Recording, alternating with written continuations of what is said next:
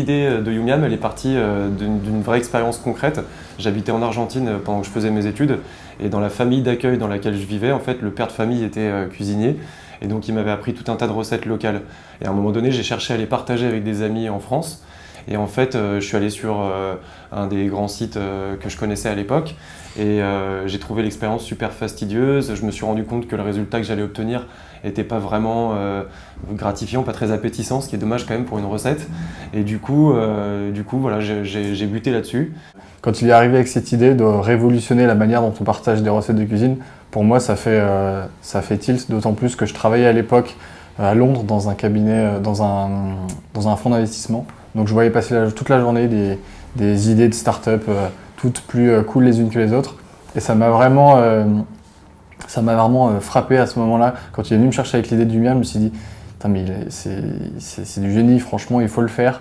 Il n'y a rien qui existe comme tel. Yumiam, c'est une plateforme sociale qui réinvente et simplifie le partage et la découverte de recettes de cuisine.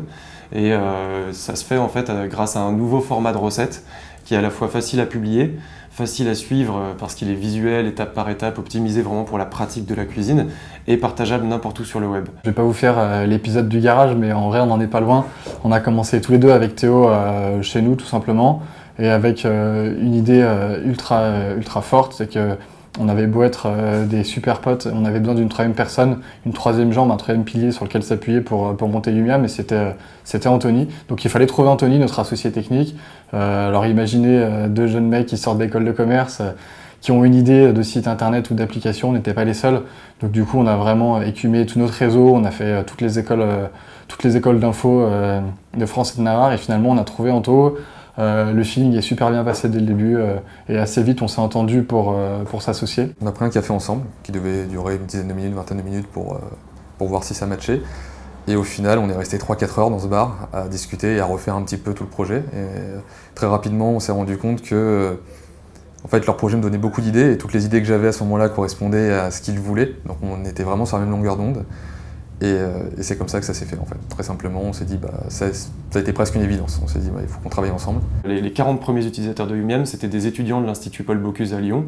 Et ensuite, on a eu énormément de contacts avec l'école Ferrandi, où on est intervenu en cours, on a pu rencontrer les étudiants, même créer tout un tas d'événements avec eux. C'était un contact et un apprentissage hyper fort, vraiment.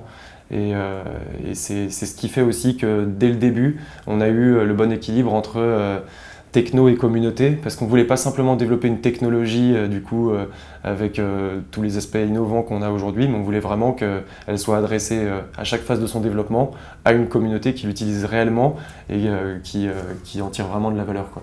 Le meilleur souvenir, ça peut paraître un peu cliché, mais c'est quand on a réussi à trouver notre plus gros investisseur, Denis, qui aujourd'hui nous suit toujours.